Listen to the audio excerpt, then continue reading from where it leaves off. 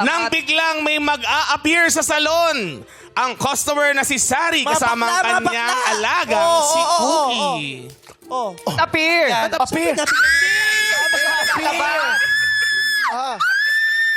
Anong ginawa yung A-Salon? A-Salon, ang laki-laki ng ibinahid ko sa inyo. Nagpakulay ako ng buhok ko dahil gusto-gusto ng alaga ko si Sari na dilaw ang hair ko. Ito kasi yung buhok ko kahapon.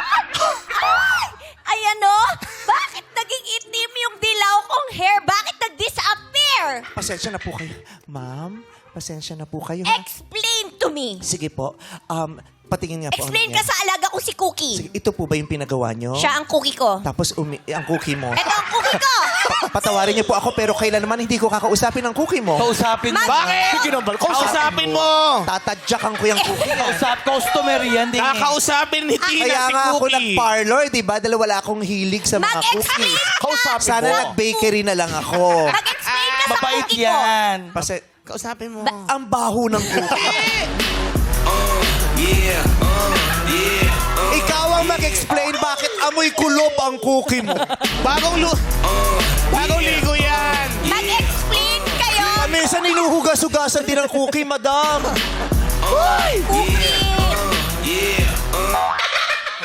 Cookie, it's okay. Mag-explain na ang A-Salon kung bakit nag-disappear yung dilaw kong hair. Kakausapin ko lang po yung gumagawa ng... Ipapaliwanag ko po sa inyo. Anong nangyari? Bakit naging itim yung dilaw? Ay, ba sinabi ko, yan ang isa sa pinakamalaking magbigay nating customer. Tapos bakit... Anong nangyari? Pati si Bongbong. Mapapahiga ka, comedy yun. Comedy. Anong nangyari? Mali, ang pangit ang timing. Ganito yung comedy sa pelikula dati. Anong nangyari? Bakit nagkaganon? Bakit nag-disappear? Bakit nag-disappear?